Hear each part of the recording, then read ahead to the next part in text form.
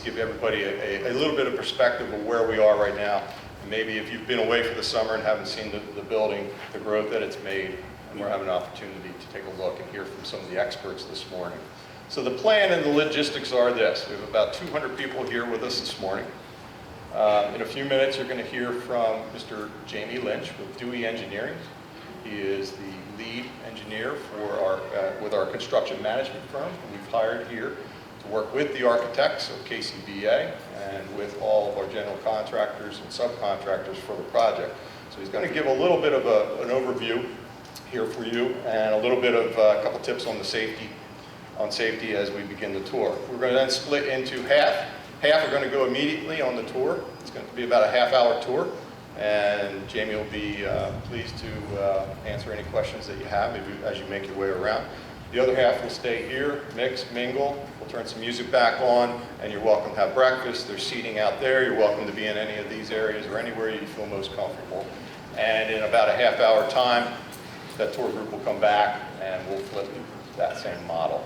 And we'll get you out of here about 9:15, 9:30. I know you have to start back with some of your group exercises at 9:45.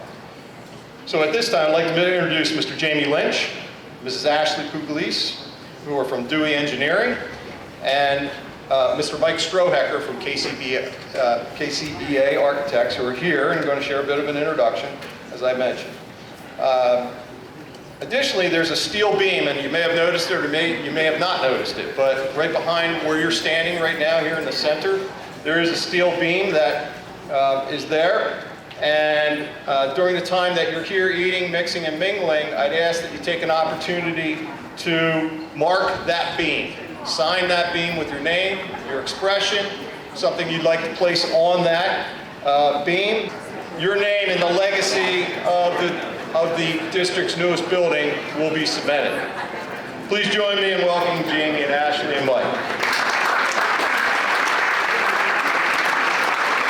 Thanks very much for your time this morning. I always kid the superintendent at his board meetings because I gave him one job, and it's to control the weather during the entire construction project. And he's doing a pretty darn good job, and a little extra special today because it's a Bluebird day. So thank you very much for coming. Thank you all also for coming. And I really appreciate it as I look around taking the advice of some of the emails that you might have gotten about job site safety. I see a lot of good, sensible shoes. I don't see many toes. If you've got steel tips on, extra special, maybe extra days off, I don't know. But thank you very much. We're going to do our best to get to the job site today. From a distance, there is a ton going on today. So I want to keep you safe. I want to get you on your way quickly today and make sure that you have time to have a bite to eat. Please do me the favor of signing the beam that's at the back of the group here. There's a couple of pens that are there. As Dr. D said, I was going to put a Let's Go Mets on the beam, but I was discouraged against doing that. Oh, there's one. So Ashley to my left, she's here full-time on site for the new high school construction. She's our construction manager in the field, and she tells everybody that you see out there what to do on a daily basis. It's fantastic to have a partner like Ashley on the job. It's fantastic to have a woman in construction doing this project, and it's been very exciting. So for all of you at the high school, at the middle school who are affected by the project, when your classes have the opportunity, whether it's science or math, and you want to come to the job site, going through your administrators, that invitation is open. As Dr. D said, we're going to split the group probably in half. Take about 100 folks at a time around the corner of the building.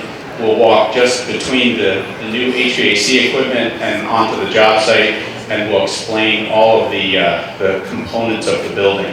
But as you've seen it from Red Lion Road, first you see the stormwater detention basins that are there. They're in a temporary fashion. There'll be grass when they're all done, look a lot greener. You see the retaining wall, the 3-story structure in the front that we affectionately know as Area C.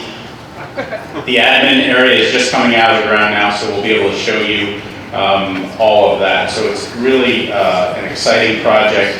The timeline is to finish this building, and then we have a rather dramatic move, right? The high school moves into the new building, then this building is vacated, Murray Avenue comes over to this building, and then Murray Avenue building eventually disappears. So we have phased construction that still goes a good 2 years into the future. I think that's really all that I want to go through and say.